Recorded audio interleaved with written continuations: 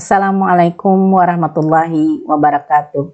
Selamat bertemu kembali dalam pembelajaran biologi, di mana pada pertemuan kali ini kita akan membahas tentang materi biologi kelas 10 tentang kingdom plantae, khususnya Dipiscio bryophyta. Nah, sebelum kita membahas tentang materi, alangkah baiknya kita mengetahui dulu tentang kompetensi dasar apa yang harus kita kuasai pada materi ini.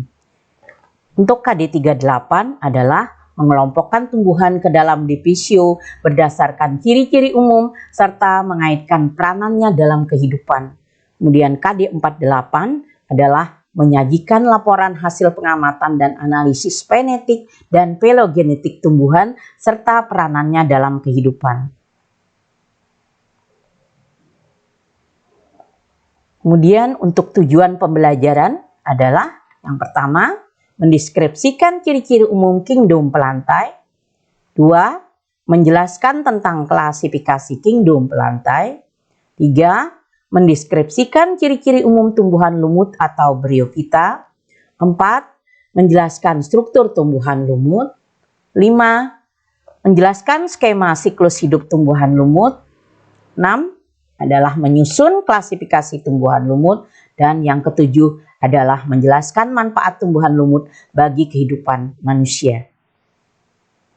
Nah, sebelum kita membahas materi, mungkin kalian pernah melakukan kegiatan hiking atau mendaki gunung atau jalan-jalan di hutan.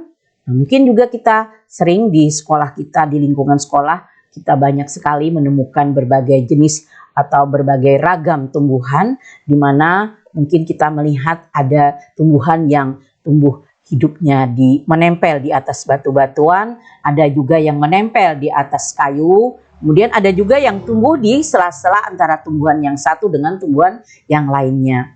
Nah, sekarang kita akan mengetahui apa sih yang disebut dengan kingdom plantae.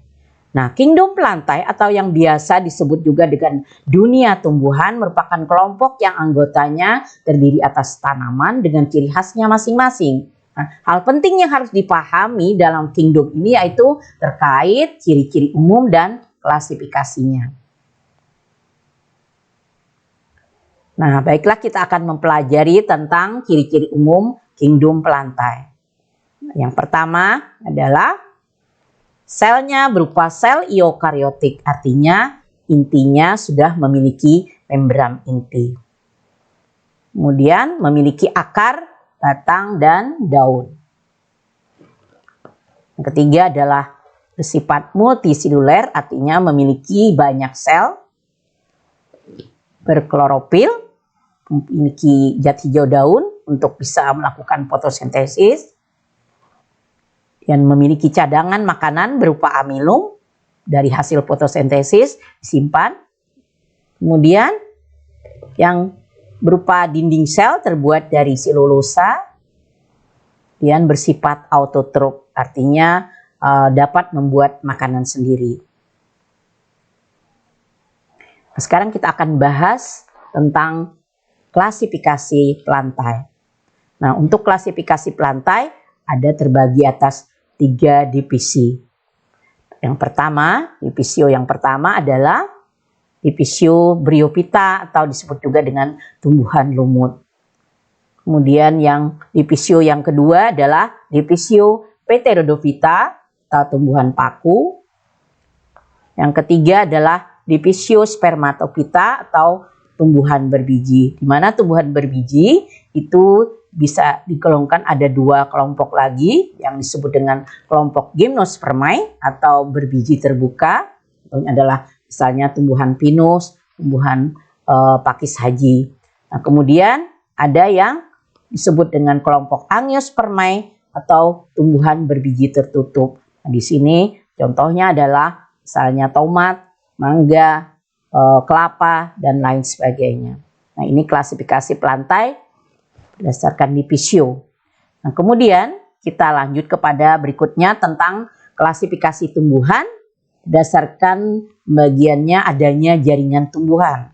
Nah, berdasarkan adanya jaringan tumbuhan, plantae bagi lagi ada yang disebut dengan kelompok talophyta atau tumbuhan bertalus, belum memiliki akar, batang, dan daun sejati. Contohnya adalah tumbuhan lumut. Kemudian ada lagi kelompok yang kedua adalah kelompok Cormophyta, yaitu sudah memiliki disebut dengan berkormos, sudah memiliki akar, batang, dan daun sejati. Nah, contohnya adalah tumbuhan paku-pakuan dan tumbuhan berbiji. Nah, kemudian klasifikasi tumbuhan juga ada berdasarkan adanya jaringan pembuluh.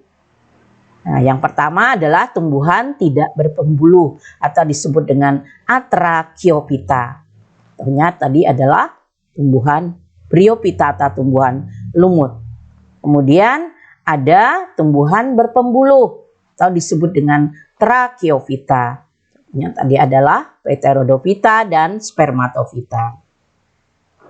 Nah, ini adalah berbagai macam klasifikasi tumbuhan. Sekarang pada berikutnya kita akan bahas tentang khusus Dipisio Bryophyta atau tumbuhan lumut. Jadi pada pertemuan kali ini kita khusus membahas tentang Dipisio Bryophyta atau lumut. Nah, Bryophyta atau lumut adalah salah satu kelompok tumbuhan pada kingdom pelantai, di mana lumut atau Bryophyta berasal dari bahasa Yunani yaitu bryon yang berarti tumbuhan lumut. Nah, kemudian apa dan bagaimana ciri-ciri tumbuhan lumut atau Bryophyta? Yang pertama adalah merupakan jenis tumbuhan yang tidak mempunyai organ sejati. Organ sejati itu misalnya seperti akar, batang, dan daun. Kemudian yang kedua adalah tidak mempunyai pembuluh angkut xilem dan phloem, hanya mempunyai rhizoid. Merupakan tumbuhan peralihan antara Cormophyta, yaitu tumbuhan berkormos atau sudah dapat dibedakan antara akar, batang, dan daunnya, dan Talophyta, tumbuhan bertalus atau tidak bisa dibedakan antara akar, batang, dan daun. Jadi merupakan tumbuhan peralihan. Kemudian yang keempat adalah habitatnya berada di daerah yang lembab atau dan juga ada yang di tempat yang teduh. Kemudian ukurannya berukuran 1-2 cm hingga mencapai 40 cm. Kemudian lumut disebut juga sebagai tumbuhan perintis yang tumbuh di suatu tempat sebelum tumbuhan lain mampu tumbuh. Kemudian ciri yang terakhir adalah tumbuhan lumut mengalami pergiliran keturunan atau disebut dengan istilah metagenesis dengan alat perkembangbiakan jantan berupa antheridium dan alat perkembangbiakan betina berupa archegonium. Selanjutnya kita akan membahas tentang struktur tumbuhan lumut. Karena ada yang disebut dengan sporophyte yang menghasilkan spora, kemudian ada yang disebut dengan gametophyte yang menghasilkan gamet. Adapun bagian-bagian dari tumbuhan lumut kita perhatikan di sini ada yang disebut dengan sporangium, kotak spora, kemudian ada yang disebut dengan seta atau tangkai spora, kemudian ada yang disebut dengan daun yang berbentuk pipi, dan ada yang disebut dengan stolon atau rizoma, dan yang terakhir adalah bagian akar yang disebut dengan rhizoid. Nah, dari struktur tubuh tadi ada 3 bagian utama. Yang pertama adalah akar, di mana tumbuhan lumut memiliki akar semu yang disebut dengan rhizoid. Fungsinya adalah untuk melekat pada substrat dan mengisap air.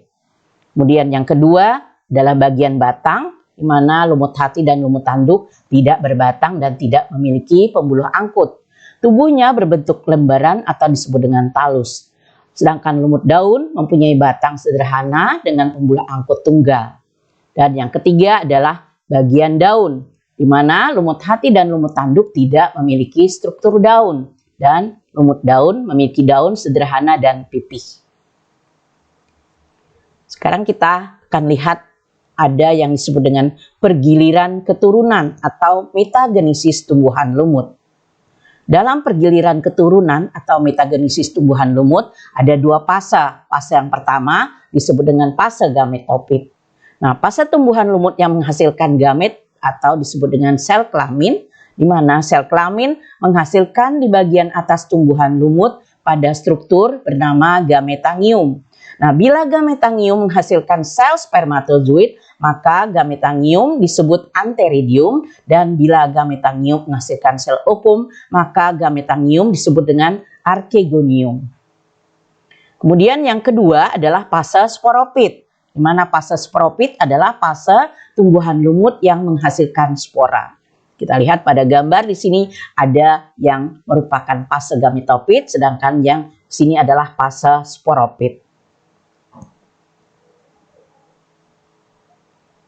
Sini kita akan lihat tadi ada fase gametopit dan fase sporopit. Nah, kemudian yang berwarna biru ini adalah di dalam pembelahan sel ada yang disebut dengan istilah mitosis, ya, sifatnya adalah ini mitosis, sedangkan yang di sini adalah meiosis, ya. Jadi tahapan-tahapannya ada kromosomnya. Kalau dilihat di sini spermanya berupa N kromosom atau disebut dengan haploid, sedangkan yang di sini 2N itu zigot, itu bersifat diploid. Kita akan lihat pada metagenesis lumut secara lengkap. Yang pertama ini adalah tumbuhan lumut. Nah, tumbuhan lumut ada bagian yang disebut dengan gametopit. Kemudian ada yang disebut dengan sporopit. Nah, kemudian pada bagian atas ini ada yang disebut dengan sporangium atau disebut dengan sporangium kapsul, di mana sporangium kapsul nanti akan matang menghasilkan spora, di mana kita lihat akan menghasilkan yang namanya spora. Kemudian spora nanti akan tersebar di tanah yang lembab, akan tumbuh menjadi yang namanya disebut dengan protonema. Protonema akan tumbuh menjadi gametopit, di mana pada gametopit yang baru ini akan muncul ada akar yang disebut dengan rhizoid. Kemudian akan tumbuh menjadi tumbuhan lumut yang baru. Nah, pada tumbuhan lumut ini tadi ada yang disebut dengan gametopit betina dan ada yang disebut dengan gametopit jantan. Kita lihat diperbesar di sini ada, kita lihat ini adalah gametopit betina, sedangkan yang ini adalah gametopit jantan. Nah, di mana pada gametopit jantan akan menghasilkan yang disebut dengan antheridium, yaitu yang mengandung sperma. Kemudian ada yang disebut dengan archegonium, itu mengandung sel telur. Di mana antheridium yang mengandung sperma akan bergabung dengan archegonium yang mengandung sel telur, di mana terjadi pertemuan antara sperma dengan sel telur yang disebut dengan istilah fertilisasi. Nah, di dalam fertilisasi nanti akan berkembang menjadi yang namanya zigot. Zigot akan berubah menjadi sporopit tadi, di mana sporopitnya akan berkembang atau mengembang kemudian menjadi tumbuhan lumut yang baru. Demikian pergiliran keturunan atau metagenesis lumut. Untuk lebih mudahnya kita akan melihat skema pergiliran keturunan lumut secara ringkas. Yang pertama, spora akan tumbuh menjadi protonema. Protonema akan tumbuh menjadi tumbuhan lumut. Kemudian tumbuhan lumut menghasilkan antheridium dan archegonium, di mana antheridium menghasilkan sperma dan archegonium menghasilkan ovum atau sel telur. Nah, sperma dan ovum akan melakukan kegiatan yang disebut dengan fertilisasi yang menghasilkan zigot. Kemudian zigot akan berkembang menjadi sporogonium dan sporogonium akan berkembang menjadi sporangium. Nah, di mana tumbuhan lumut dikatakan sebagai generasi gametopit. Kemudian untuk sporogonium disebut dengan generasi sporopit. Nah, sporangium nanti akan menghasilkan spora, kemudian kembali lagi tumbuh menjadi protonema. Jadi ini skema pergiliran keturunan secara singkat.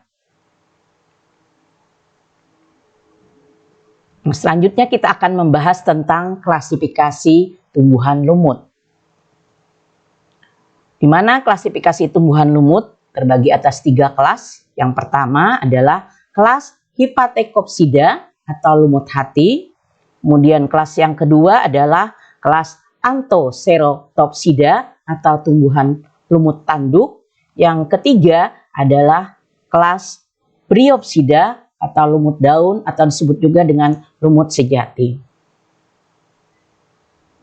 Kita akan bahas khusus tentang kelas Hepaticopsida atau lumut hati, di mana ciri-cirinya adalah lumut hati berbentuk lembaran, hidup menempel di atas permukaan tanah yang lembab atau terapung di atas air, di tebing-tebing basah sering juga terdapat lumut ini.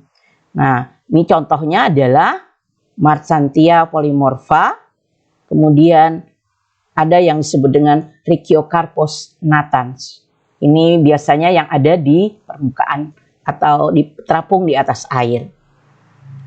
Kemudian kelas yang kedua adalah kelas Anthocerotopsida atau lumut tanduk. Ciri-cirinya adalah habitat di tepi sungai, danau, atau di sepanjang selokan.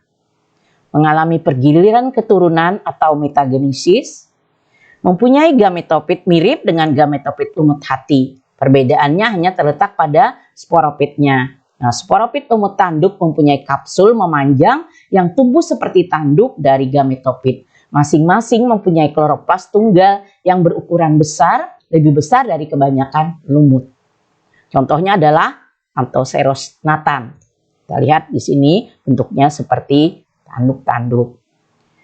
Kemudian yang selanjutnya adalah kelas Bryopsida atau lumut daun atau lumut sejati. Nah, ciri-cirinya adalah lumut sejati tumbuh di tanah, tembok, dan tempat-tempat yang terbuka. Batangnya tegak, bercabang-cabang, dan berdaun kecil-kecil. Ada pula yang seperti beludru hijau. Bryopsida mempunyai struktur seperti akar yang disebut dengan rhizoid. Nah, struktur seperti batang dan struktur seperti daun. Tubuhnya ada fase gametofit. Untuk lumut daun memiliki gametangium di bagian atasnya.